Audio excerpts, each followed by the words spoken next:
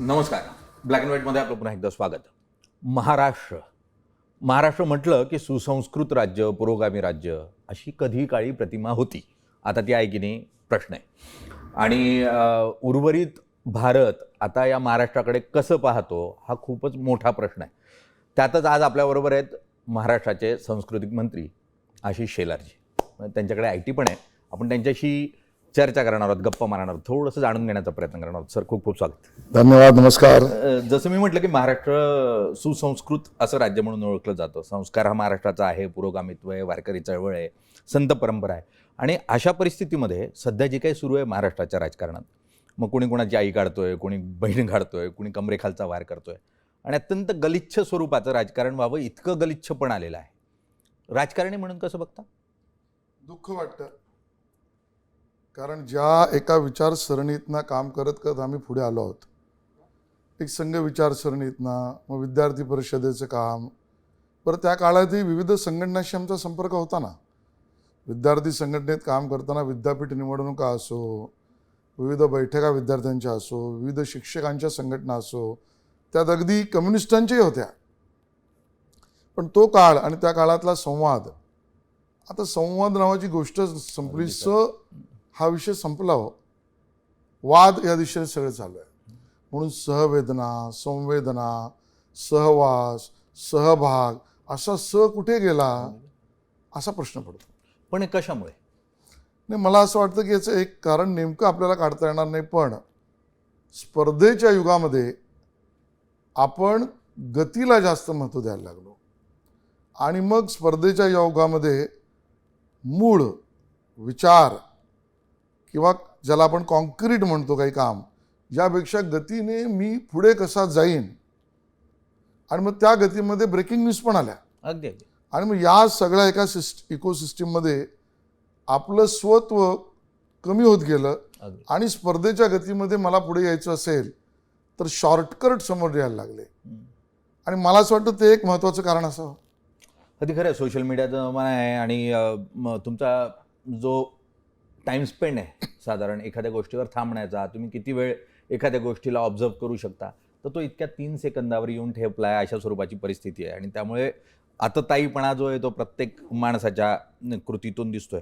या परिस्थितीमध्ये तुम्ही ज्यावेळेला महाराष्ट्र सांस्कृतिक मंत्री म्हणून महाराष्ट्राकडे बघताय आणि वाटचाल करताय, मधल्या काळामध्ये एक मोठं यश आलं तुमच्या वाटेला. महाराजांचे 12 किल्ले हे युनेस्कोच्या यादीत आले. आणि साहजिक या निमित्तानं महाराष्ट्रातला म्हणजे छत्रपती शिवाजी महाराजांचा जो सगळं चरित्रपट आहे तो जगासमोर मांडणं आपल्याला सोपं होणार आहे, जगापर्यंत घेऊन जाणं सोपं होणार आहे. हे करत असताना त्या दिवशीचा अनुभव काय होता? तुम्ही त्यावेळेला तिथे होतात आणि निगोशिएशन सुरू होते, बराच काळ ते चालले, तर त्यावेळेचा अनुभव काय होता? हे होतं की नाही होत? ही जी धाकधूक होती ती कशा स्वरूपाची होती? मी तुम्हाला एक गोष्ट नक्की सांगेन की ही सगळी प्रक्रिया वर्षभर चाललेली आहे, त्याच्या अगोदर तयारी झालेली आहे. पण आपण एक एक टप्पे पार करत गेलो. आपला पूर्ण निबंध, प्रबंध ज्याला आपण म्हणू, हा त्याचे दाखले, त्याचे पुरावे, तज्ज्ञ, त्याची बाजू मांडणारे, विशेष व्यक्ती, अभ्यासक, हे सगळं आपण पूर्ण केलं आहे. आणि ज्यावेळेला तिकडे आयकॉमॉस नावाची एक सल्लागार समिती आहे, जी अंतिम निर्णय घेणाऱ्या समितीला सल्ला देते आणि सर्वसाधारणतः तिचा सल्ला हाच मानला जातो अशी पद्धत आहे. आणि आपल्याला लक्षात आलं की त्या आयकॉमॉसमध्ये जे कोणी तज्ज्ञ जगभरातले गोरे बाबू बसले आहेत, गोरे या अर्थाने मी विदेशी म्हणतो, त्याला रंगाने म्हणत नाही, आणि ते ज्यावेळेला या सगळ्या घटनाक्रमाकडे आणि आपल्या अभ्यासाकडे मत बनवत आहेत, ते आपल्याला समोरच्याने प्रश्न विचारल्यावर लक्षात येतं की त्याचा विचार कुठल्या दिशेने चालू आहे. आणि आमच्या डोळ्यासमोर धोका दिसला. मग मी स्वतः माननीय मुख्यमंत्र्यांनी सांगितल्यावर पॅरिसला गेलो. ॲडिशनल DG, काही सदस्य, आयकॉमॉस, त्याच्यासमोर पुन्हा आपले पुरावे, गोष्टी सादर केल्या. आणि हे सगळं करून सुद्धा धाकधूक मनामध्ये होतीच. माननीय मुख्यमंत्र्यांनी इथल्या दूतांबरोबर आणि माननीय प्रधानमंत्र्यांच्या कार्यालयाने सगळ्या 21 देशांच्या परराष्ट्र मंत्रालयांशी संपर्क हे केल्यानंतरही, त्या दिवशी मी अंतिम दिवशी तिथे नव्हतो, मी होतो सभागृहामध्ये, विधानसभा चालू होती. आणि त्या आदल्या संध्याकाळी मी म्हटलंच, विधानसभेच्या पटलावर तुम्ही बघाल, आणि म्हटलं की बाबा आत्ता संध्याकाळी 7 वाजता इथल्या प्रमाणे तिथे मतदान होणार आहे आणि आपण पूर्ण आशेवर आहोत की ह्या गोष्टी आपल्या मनासारख्या घडतील. मनामध्ये खूप धाकधूक होते. याचं कारण आपला अभ्यास पूर्ण झाला होता, पण 1% जरी त्या तज्ज्ञांना अजूनची माहिती हवी म्हणून त्याने हा प्रस्ताव बाजूला जरी ठेवला तरी ते अपयशाचं खापर धनी आपणच होणार आहोत. आणि त्यामुळे पुन्हा मनाशी विचार पक्का होता, धावा ईश्वराशी घेतला आणि सगळ्यांनीच, प्रधानमंत्री कार्यालय, मुख्यमंत्री कार्यालय, आम्ही सगळ्यांनी आपल्या अभ्यासकांनी, तज्ज्ञांनी आणि अधिकाऱ्यांनी केलेल्या कामाला यश मिळालं. पण धावा घेण्याशिवाय दुसरं काहीच मी त्यावेळेला करत नव्हतो. छत्रपती शिवाजी महाराजांचे 12 किल्ले हे अत्यंत ऐतिहासिक अशा स्वरूपाचं एक निर्णय जो आहे तो युनेस्कोच्या माध्यमातून आला. आपण तो जगापर्यंत मांडू शकू. छत्रपती शिवाजी महाराजांच्या निमित्तानं राजकारणही तितकंच मोठं होतं आणि त्यामुळे साहजिक आहे सध्याच्या काळामध्ये मराठा विरुद्ध ओबीसी विरुद्ध दलित अशा स्वरूपाचं राजकारण पेटवून देण्याचा प्रयत्नही खूप मोठ्या प्रमाणावर गेल्या काळात होत आलेला. म्हणजे 2-1 दशकापासून सातत्यानं हा प्रयत्न सुरू आहे. परवा तेरवा ते मनोज जरांगे मराठा आरक्षणाचं परत एक आंदोलन उभं करत मुंबईत येत आहेत आणि सरकार अस्थिर करू, उलथवून टाकू अशा स्वरूपाची भाषा करत आहेत. सरकारचे सदस्य म्हणून कसं बघता? मनोज जरांगेंना मुंबईत यायला अडचण काहीच नाही. ते व्यक्तिशः त्यांच्या मित्रांसहित, सहकाऱ्यांसहित ते जरूर येऊ शकतात. मुंबईत त्यांचं स्वागत आहे. मुंबईत मनोज जरांगेंना विरोध करण्याचा विषयच कुठे येतो. त्यांनी मागण्या मांडाव्यात, यालाही काही अडचण नाही. लोकशाहीच्या चौकटीमध्ये त्यांनी मांडलेल्या मागण्यांवर त्यांनी आग्रही होणं यातही काही चूक नाही. मुद्दा एवढाच आहे की आपण सर्वांनीच, मी त्यांना म्हणतो असं नाही, भाषेच्या मर्यादा सांभाळल्या पाहिजेत. सरकार उलथवण्याचंही भाषण एक वेळ मी समजतो की बाबा हा भाषणातला मुद्दा असेल तर त्याच्याकडे आपण एवढं महत्त्व देण्याची गरज नाही. तो भाषणाचा मुद्दा असेल किंवा मागणी असेल, ठीक आहे, पण आपण करणाऱ्या मागण्या त्या पूर्ण होण्यासाठी आपली आक्रमकता आणि व्यावहारिकता याची जोड आणि सांगड असली पाहिजे. आपण कुठल्या वेळेला काय करतो आहोत याचा सगळ्यांनीच विचार केला पाहिजे. मुंबईमध्ये गणेशोत्सव आहे. गणेशोत्सवात दर्शनासाठी जरांगेंचं स्वागतच आहे, पण त्या काळातल्या आपल्या भाविकांना त्यांच्याही मनात नसेल की त्रास व्हावा, त्यांच्याही मनात नसेल की अडथळा निर्माण व्हावा, त्यांनाही वाटत नसेल त्यांच्या सहकार्याने की ह्यातनं कुठेतरी मुंबई किंवा मुंबईकर किंवा बाहेरून येणारे पर्यटक, तर चर्चा जरूर करावी, एवढंच मी त्यांना विनंती करेन. नाही, पण तुम्ही व्यवहार्यतेचा उल्लेख केला. मुळात राजकारणी ज्या वेळेला वक्तव्य करतात, आश्वासनं देतात, त्यावेळेला ते व्यवहार्यतेकडे तपासता का हा मूळ प्रश्न येतो. मग मराठा आरक्षण होऊ शकत नसेल संवैधानिक पातळीवर तर ते स्पष्टपणे सांगण्याची हिंमत का नाही कोणी दाखवत की नाही, हे ज्या स्वरूपात मागणी होते ते शक्य नाही, असं म्हणण्याची हिंमत कोणातच का नाही राजकारणामध्ये? मला असं वाटतं की याचं उत्तर सुद्धा पटलावरच आहे. अधिकृत आपण जर महाराष्ट्राच्या सामाजिक, आर्थिक, राजकीय सगळ्या विषयांवर संविधानिक जर चर्चा होणारा प्लॅटफॉर्म कुठला आहे तर ते महाराष्ट्राची विधानसभा, विधान परिषद, विधानभवन आहे. त्या पटलावर स्पष्टच आहे ना. आणि म्हणून ज्यांनी मराठा म्हणून आरक्षण दिलं ते आरक्षण पृथ्वीराज चव्हाणांच्या काळामध्ये ते नाही ना टिकलं. हे रेकॉर्डवर आहे ना. एखाद्या आरक्षणाच्या बाबतीमध्ये काय पद्धतीचा निकष आणि त्याला आपण म्हणू की अद्वितीय किंवा विशेष बाब म्हणून त्याला प्रूव्ह करण्यासाठी लागणाऱ्या गोष्टींबद्दल सुद्धा सुप्रीम कोर्टाचं बेंचचं जजमेंट आहेच ना. यात पण काहींचं म्हणणं असेल तर तेही काही चुकाचं मी म्हणत नाही. मागणी म्हणून की बाबा तुम्ही आरक्षणाचाच टक्का वाढवा, हरकत नाही ना, पण त्याचे निकष आहेत ना, ते निकष पूर्ण व्हायला लागतील की. आणि म्हणून या सगळ्यामध्ये काय करता येऊ शकतं ते देवेंद्रजींनी केलं. ते म्हणजे ज्याला आपण म्हणू आर्थिक आणि सामाजिक मागासलेपण सिद्ध करून त्या आधारावर 10% आरक्षण आपल्या समाजाला मिळावं, हे आपण केलंच की. त्याबरोबरीने शैक्षणिक व्यवस्थांमध्ये आपल्याला प्राधान्याने त्यांना सुविधा देता येतील आपल्या समाजाला, ते आपण केलं. आपल्या समाजातील मुलं मुली ही स्पर्धा परीक्षांमध्ये पुढे गेली पाहिजेत, त्याला मदत म्हणून जे करायला लागेल ते आपण केलं. म्हणून देवेंद्रजींच्या सरकारचं मराठ्यांना काही मिळूच नये अशी भूमिका नाही, आरक्षण मिळू नये अशीही भूमिका नाही, आरक्षणाचे फायदे मिळावेत हीच भूमिका आहे, आरक्षणासाठी विशेष आर्थिक आणि सामाजिक मागासलेपणातनं आरक्षण हेही आपण केलेलं आहे. आता ओबीसी मध्येच आरक्षण, मला वाटतं सर्व पक्षांनी आपल्या भूमिका स्पष्ट कराव्यात. त्यांची मागणी करण्याचा त्यांना अधिकार आहे, पण शेवटी कुठलाही कायदा हा सदनामध्ये चर्चेला जाणार आहे, कोर्टात तो चॅलेंज नंतर होईल. तर जे विरोधी पक्ष आहेत त्यांनी याच्यावरची भूमिका स्पष्ट करावी आणि आंदोलकांनी त्यांना विचारावं, तुम्ही सांगा ओबीसी मध्येच आम्हाला द्यायचं आरक्षण आहे, यावर तुमची भूमिका काय आहे? एवढंच माझं म्हणणं आहे. नाही, पण जात नाही ते जात, आणि जात हे शस्त्र आहे कोणाचं? राजकारण्यांचं. ते सातत्यानं वापरत राहतात, सर्वच राजकीय वापरतात. म्हणजे आशिष शेलारांचा पक्ष विरोधकांमध्ये असतो त्यावेळेला तोही वापरतो, आणि इतर विरोधकांमध्ये असतात तेही वापरतात. मुळात यात भूमिका घ्यायची तर कुणी घ्यायची हा प्रश्न येतो, आणि दरवेळेला मग रस्त्यावर उतरायचं, सरकारला अडचणीत आणायचं. या दृष्टीने सर्वसामान्य माणसाचं यात काय चुकतं? म्हणजे सर्वसामान्य मराठा असेल, मराठी असेल, या माणसाचं काय चुकतं? ज्या स्वरूपामध्ये राज्यातलं जातीयवादाचं वातावरण तयार होतं, आणि त्यातून ज्यांनी 20-20 वर्ष एकमेकाची जात ओळख विचारली नाही अशी लोक जेव्हा एक दुसऱ्याकडे जातीनं बघायला लागतात, त्यातून जी सामाजिक अशांतता तयार होतं त्याला कोण जबाबदार? राजकारणी जबाबदार आहेत की नाही? मला वाटतं सगळेच जबाबदार. राजकारणी का जबाबदार नाही? आहेतच की.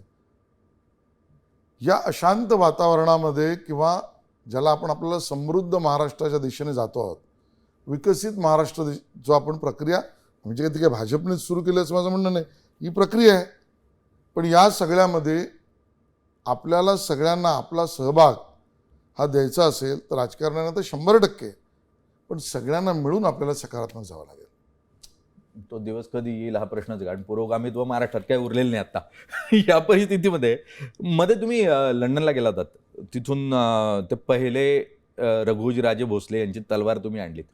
मग त्याबद्दल सांगा की काय वैशिष्ट्य आहे रघुराजेंचं आणि त्या तलवारीचं, मुख्यतः त्या इतिहासाबद्दल थोडंसं तुमच्याकडून जाणून घ्यायला मी आवडेल. तुम्हाला सांगतो की हे म्हणजे आई भवानीचीच कृपा आहे.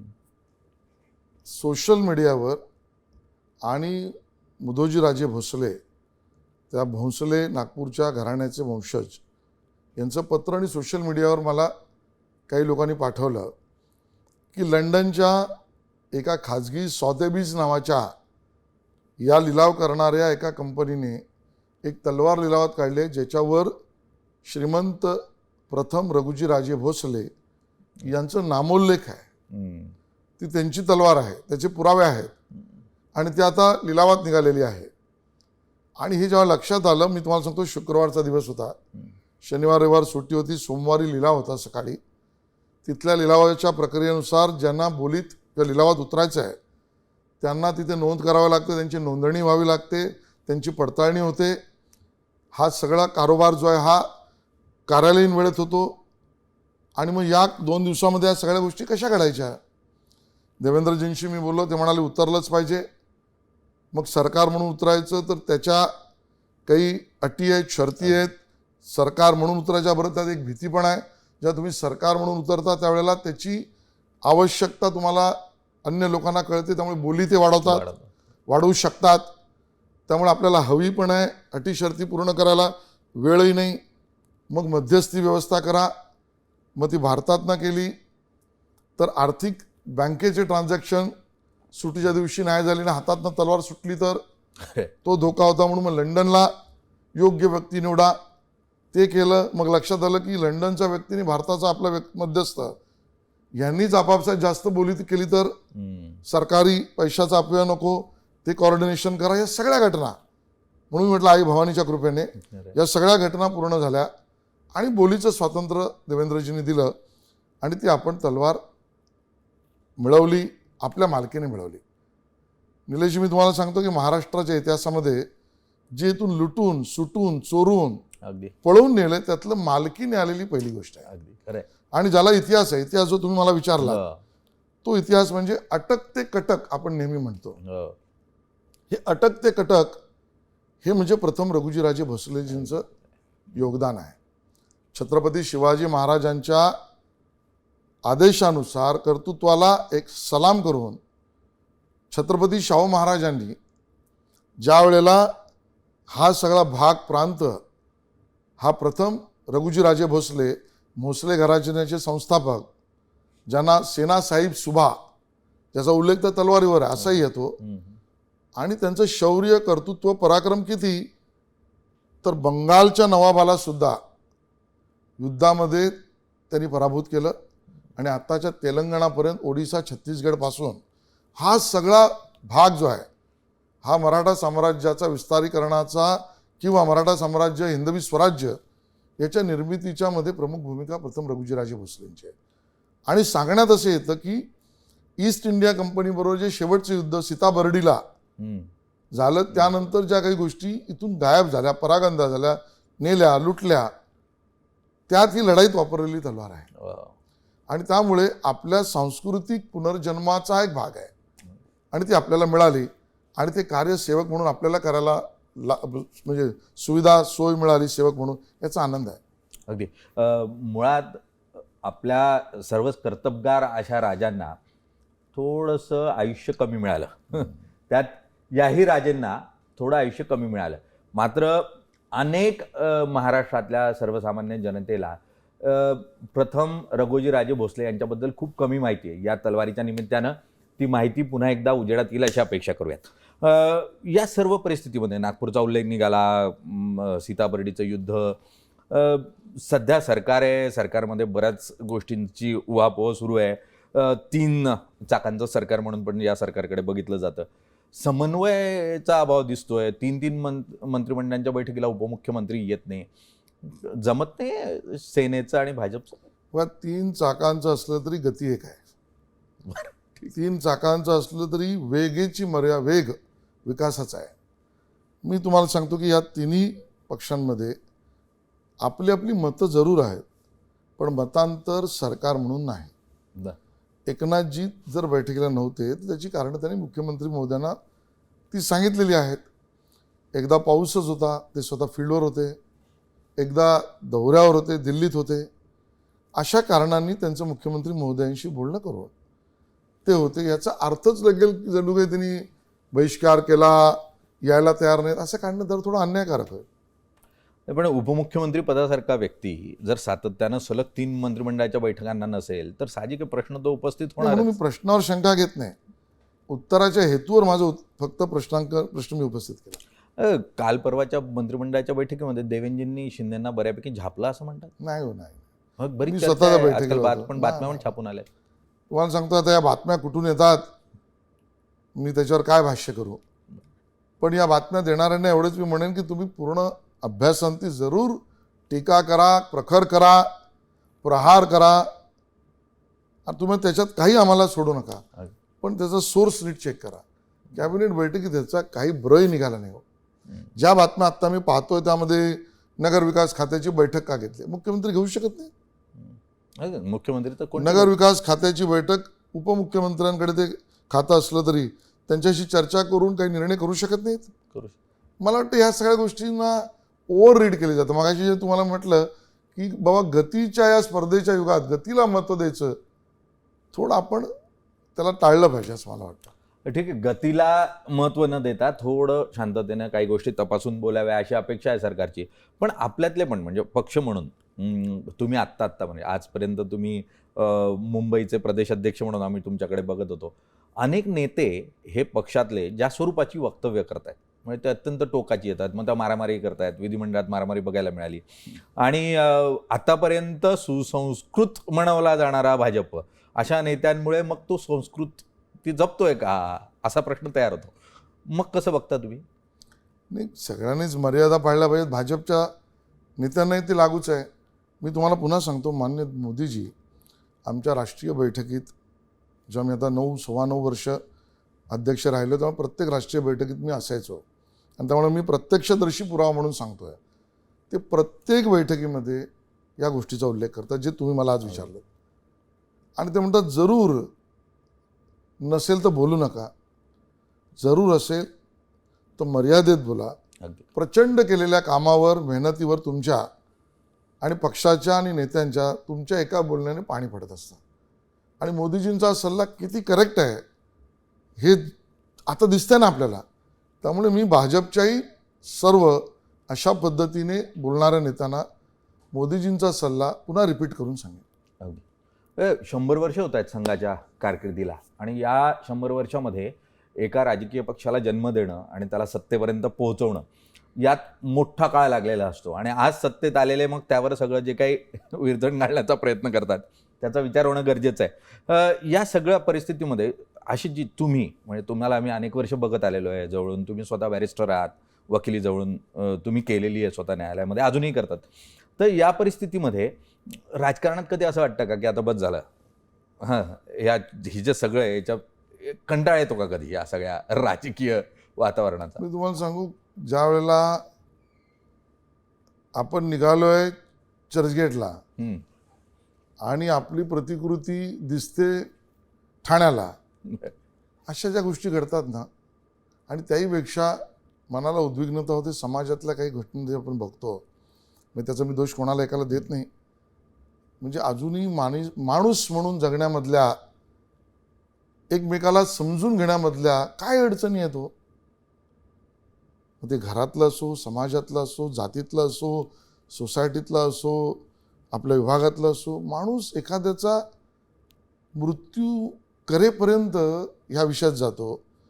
प्राणी मात्रांबरोबर असो, निसर्गाबरोबर असो.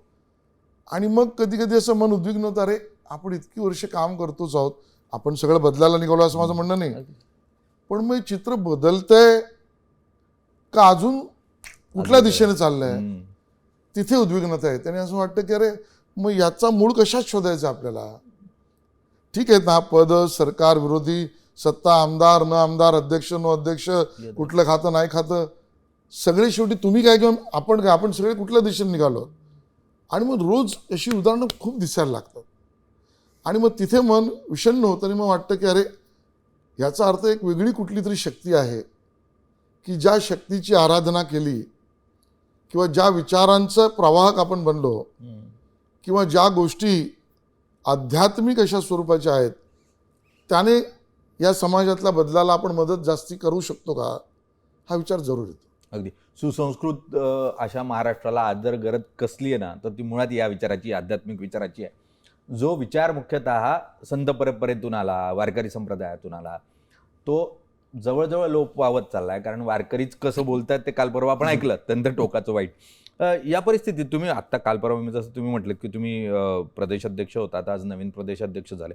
दरेकरांचं नाव जोरात चर्चेत होतं आणि दरेकरांना संधी काही मिळाली नाही. काय कारण वाटतं, काय अचानक प्रवीण दरेकरांना? बघा, आम्ही आमच्या पक्षामधली पद्धत समजून घ्या. अपेक्षा आणि इच्छा असण्यात गैर काहीच नाही. दरेकरजी असतील, अमित साटमजी असतील, अजून 3-4 लोक आमचे सहकारी आहेत, या सगळ्यांची नावं चर्चेत होती. पण अन्य पक्षाप्रमाणे आमच्याकडे काही लॉबी, कोण कुठल्या गटाचा, कोण कोणाच्या जवळचा, यावर निर्णय होत नाहीत. दरेकरजी क्षमतावान आहेतच, दरेकरजींचं कार्यही चांगलं आहे. यावेळेला आम्ही सगळ्यांनी बसून ठरवलं, अमित साटमजींना, ज्यांचा अनुभवी दांडगा आहे, तळागाळापासून वरपर्यंत काम केलेलं आहे, नगरसेवक आमदार म्हणून सुद्धा काम केलेलं आहे, युवा मोर्चापासून जिल्हाध्यक्षापर्यंत काम केलेलं आहे, आणि म्हणून नागरी चळवळीतून आलेलं नेतृत्व आहे, त्याला संधी दिली पाहिजे, याला दरेकरांचंही समर्थन आहे. अगदी. पण आत्ता जसं तुम्ही बोलता बोलता उल्लेख केला की दरेकर हे देवेंद्रजींच्या अत्यंत जवळचे मानले जातात, त्यांच्यामुळेच ते पक्षात आले, त्यांच्यामुळे ते वाढले, आणि त्यामुळे रवींद्र चव्हाणांना दिलं ना आता त्यांच्या जवळच्या असलेल्या, आता जरा दुसऱ्या गटाला देऊयात, असं काही? छे. अहो, दरेकरजींच्या पक्षप्रवेशाची पैरवी करणारा मी, त्यामुळे तुम्हाला रेफरन्स म्हणून मी सांगतो. आणि त्यामुळे दरेकरजींनी आल्यानंतर सुद्धा काम उत्तमच केलं. आणि मुळात देवेंद्रजी एक गळगट आहे का, ते आमच्या सगळ्यांचेच नेते आहेत, त्यामुळे तो समज ही गैरसमज आहे. आणि रवींद्र चव्हाणजींनी सुद्धा प्रक्रिया केली, त्यांनी मला त्याला असं काही केलेलं नाही. आणि मुळात अमित साटमही कुठल्या गटाचे नाहीत, हा गैरसमज आहे. चला, या गैरसमजांबद्दल चर्चा करत असताना 2 दिवसांनी गणपती योग घातलेला आहे आणि विघ्नहर्ता या राज्यातली परिस्थिती सुधारेल अशी अपेक्षा करूयात. या परिस्थितीत एका इन्फ्लुएन्सरने एक ट्विट टाकलं किंवा एक इंस्टाग्रामवर रील टाकलं आणि त्यामध्ये तो मुस्लिम माणसाकडून गणपती विकत घेतोय अशा स्वरूपाचं प्रेझेंटेशन झालं आणि त्यावरून त्याला भयंकर ट्रोल केलं गेलं. अखेरीस त्याला ते इंस्टाग्रामवरून काढून टाकावं लागलं. मुळात या स्वरूपाची जी मानसिकता तयार होते महाराष्ट्राची, की मुस्लिम व्यक्ती, मूर्तिकार कितीतरी आहे महाराष्ट्रात जे मुस्लिम आहेत, त्या मुस्लिम व्यक्तीकडून मूर्ती घेऊ नये. मी तुम्हाला हा अधिकृतपणे प्रश्न विचारतोय सांस्कृतिक मंत्री म्हणून, तुम्ही या गोष्टीची कशी दखल घ्याल? नाही, मला मुळामध्ये जाती, धर्म, भाषा, भेद, लिंग असं कोणी अशा विषयांवरनं कोणाच्याच भावना कोणी दुखवू नये. ही सरकारची पण भूमिका आहे, हे संविधानालाही अभिप्रेत आहे आणि या बाजूत सगळ्याच बाजूनी संयम ठेवला पाहिजे. मी या दोघांचंच म्हणत नाही.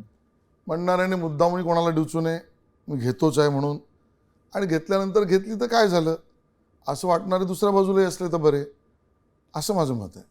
नाही, पण इतक्या टोकाचं ट्रोल होणं कोणाला तरी, आणि कोणाला तरी हे सांगितलं जाणं की नाही मुस्लिमांकडून मूर्ती पण घेऊ नका, अशा स्वरूपाचं चित्र, अशा पद्धतीची भूमिका सरकारची नव्हे, असूच शकत नाही, संविधानातच नाही. आणि त्यामुळे मी म्हटलं की सर्वांनीच यातल्या मर्यादा पाळल्या पाहिजे. सांगणाऱ्याने पण सांगायची गरज होती का मला माहीत नाही, म्हणजे मी त्याला काय आरोप नाही करत आहे. आणि दुसऱ्या बाजूने समजा एखाद्याने सांगितलं तर ठीक आहे, अशी दोन्ही भूमिका असू शकते. मुळात टोकाची कोणतीही भूमिका घेऊ नका. टोकाच्या भूमिका घेतल्याने, त्या मांडल्याने तर वाद टाळता येणं शक्य होईल. सरकार म्हणून संविधानाच्या पातळीवर जे गरजेचं आहे ते सरकार करेल असं अपेक्षित आहे, तसं आश्वासनही सांस्कृतिक मंत्री देत आहेत.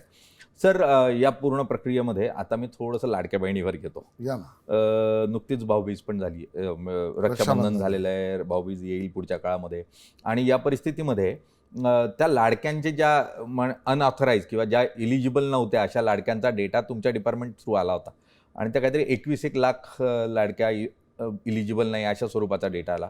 तर कशा स्वरूपात याची निवड करण्यात आली आणि काय क्रायटेरिया असेल पुढच्या काळात अजून? जर बघा ना, हेच तंत्रज्ञानाचा योग्य उपयोग म्हणजे काय ह्याचे उदाहरण आहे. जी पात्र आहेत त्यांना मिळालं पाहिजे, जे अपात्र आहेत त्यांनी करदात्यांचा पैसा बुडवला जाऊ नये का अपव्यय होऊ नये, सरकारची हीच भूमिका आहे. आमच्या माहिती तंत्रज्ञान विभागामध्ये सर्व विभागातील ट्रान्झॅक्शन्स आणि डेटा आपल्याकडे एकत्र केला जातो, करतो. याचं कारण आपण एक नवीन चांगला एक उपक्रम करतो, गोल्डन डेटा. येणाऱ्या काळामध्ये सोन्यापेक्षाही ज्याला भाव असेल, भाव म्हणजे मी कर्तृत्व या अर्थाने म्हणतोय, तो म्हणजे डेटा आहे. अगदी. आणि मग तो डेटा जर प्युअर असेल तर तो सोन्याहूनही पिवळा आहे. आणि मग प्युअर डेटातनं आपल्याला सरकारी योजनांना सुद्धा लाभ होतो आणि आंतरप्रेनर्स, इनोव्हेटर्स यांना सुद्धा तो डेटा, जेवढी त्यातली DPDP कायद्याअंतर्गत असलेली मर्यादित माहिती न देऊन बाकीच्या आधारावर नवनवीन आपल्याला इनोव्हेशन्स करता येऊ शकतात. इतकं डेटाचं महत्त्व आहे. त्यामुळे तो डेटा आल्यावर आपण कृत्रिम बुद्धिमत्ता म्हणजे AI सर्च त्याच्यात वापरून त्याचं डिसेक्शन केलं, कुठे कुठे लाभार्थी ते आहेत, अन्य कुठल्या योजनेत आहेत का, त्यांचा आर्थिक उत्पन्नाचं स्तोत्र काय, त्याचा आर्थिक उत्पन्नाचा गट काय, असे वेगवेगळे पॅरामीटर्स त्या सर्चमध्ये तंत्रज्ञान समोर स्पष्ट सांगतं. तो आकडा समोर आला आणि मग त्यातून ठरलं की किती अयोग्य लाभार्थी आहेत ते स्पष्ट झालं. पुढच्या काळामध्ये तुम्ही अयोग्य लाभ घेणार नाही अशी अपेक्षा करूयात. आणि मुख्यतः तंत्रज्ञानाच्या जगामध्ये माणसानं माणसाशी संवाद साधणं, सुसंस्कृतपणे वागणं हे गरजेचं आहे. नाही तर तंत्रज्ञान आपल्याला कधी रिप्लेस करेल हे कळणार नाही. त्यामुळे अशी जी तुम्ही आलात, चर्चा केली, त्यासाठी खूप खूप धन्यवाद आणि तुम्हाला खूप शुभेच्छा. धन्यवाद. गणपती बाप्पा मोरया. गणपती बाप्पा मोरया. थँक्यू.